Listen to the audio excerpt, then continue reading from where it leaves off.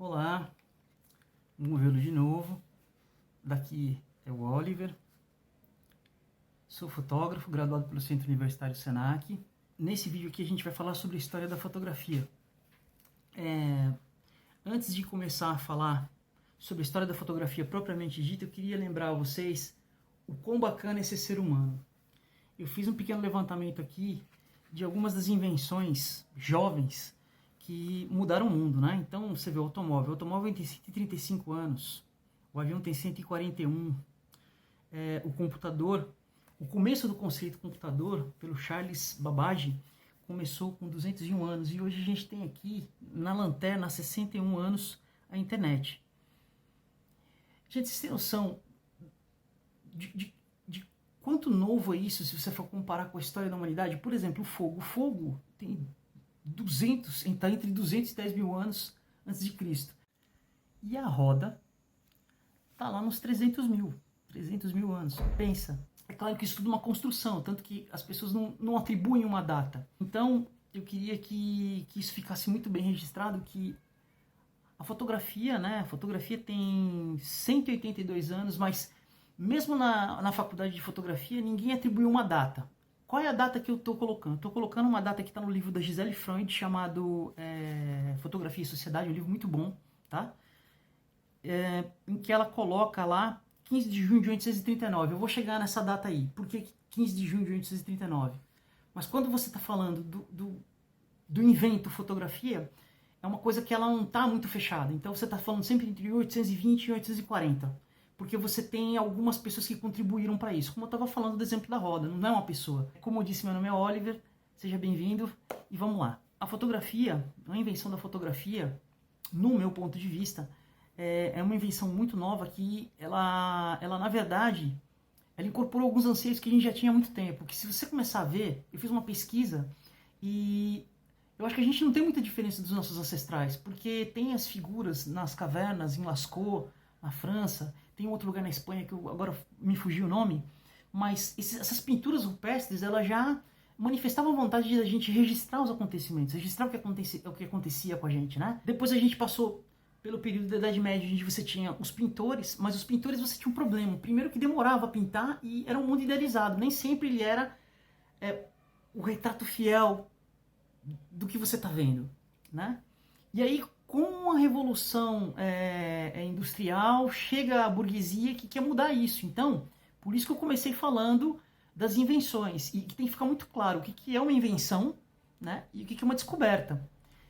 A descoberta você tropeça nela, a invenção você deseja aquilo. Então, eu brinco num texto no meu blog, aqui embaixo, tá?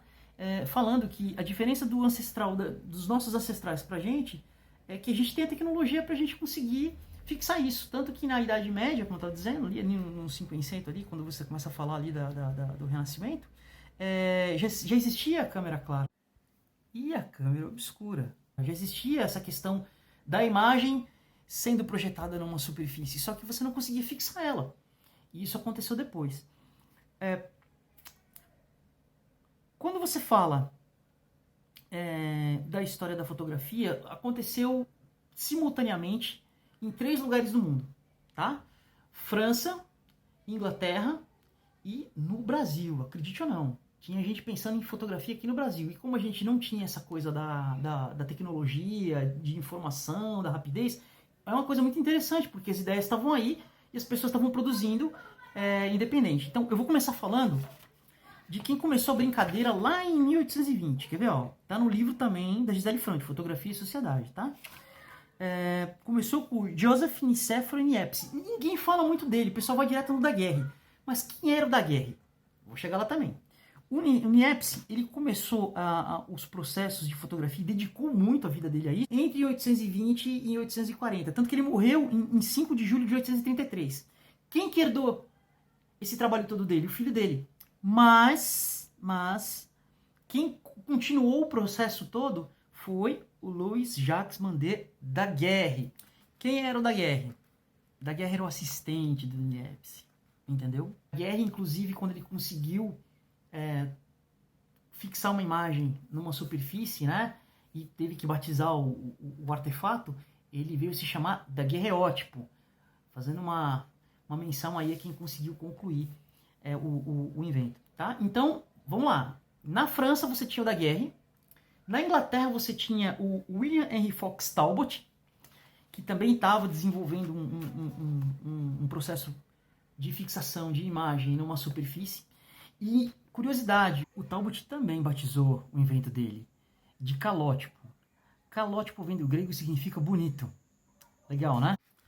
Você tem o processo do Talbot e o processo do Daguerre. E o processo do Talbot, ele sim, é muito mais parecido com o que a gente tem hoje em dia.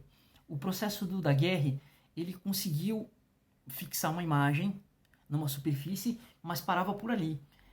O Daguerre, ele tinha essa conotação até de obra de arte porque ele era único. E o processo do Talbot não. O processo do Talbot ele é um negativo que ele é capaz de gerar várias cópias. Um negativo que vai gerar várias cópias, isso aconteceu com o Talbot. Na França não, o daguerreótipo ele fazia uma chapa e aquilo era como se fosse uma pintura, tá? E aqui no Brasil, isso estava acontecendo nesse período entre 1820 e 1840, com o Hércules Florence em Campinas. Ele não conseguiu concluir o processo, tá? Também, se alguém tiver alguma outra literatura que aprofunde mais a isso, mas a faculdade a gente não lembra da gente ter aprofundado tanto, mas a gente sabia que o Hércules Florence, ele quase chegou às vias de fato. O que faltou foi recurso financeiro. Ele era um pesquisador também, mas por questões de dinheiro, que necessitava de muitos recursos, né? A fotografia ela não era uma coisa barata, como não é hoje em dia, não é, entendeu? E aí ele não concluiu o processo, mas aconteceu meio que simultaneamente nesses três países. Antes que eu me esqueça, o Hércules Florence, ou Florence, estava pesquisando aqui em Campinas, né, no interior de São Paulo, sobre fotografia, mas ele era cidadão francês. O que aconteceu de bacana na França é que, vamos voltar na data que eu falei, por quê? 15 de junho de 1839. O governo francês comprou a patente da fotografia. E ele não só comprou a patente, ele quebrou. Então estava aberto. Se você quisesse ter acesso às coisas e você continuar o processo dali para frente, você tinha essa liberdade. É uma coisa que, no meu ponto de vista, foi muito bacana para se evoluir, né? A fotografia, do jeito que a gente conhece e tal, ela é resultado de um processo burguês, de um processo de mudança de pensamento, de mudança de vanguarda, vamos dizer assim. Foi uma coisa desejada, não foi um acidente, não foi por acaso que aconteceu, por isso que tem que ficar muito claro. Foi inventado, não foi descoberto. E quem terminou, de fato, a brincadeira é quem todo mundo já conhece pelo nome, né, de Louis Jacques Mandé Daguerre e o William Henry Fox Talbot. Se você procurar esses dois nomes na internet, você vai conseguir encontrar. Eu vou ver se eu coloco aqui também as imagens, mas as imagens... Ele fotografou Frankfurt Talbot e o Daguerre fotografou umas ruas ali de Paris. Fotos muito bonitas, mas como demorava muito a você poder sensibilizar, as pessoas que estavam passando, elas não apareciam na foto, é um barato.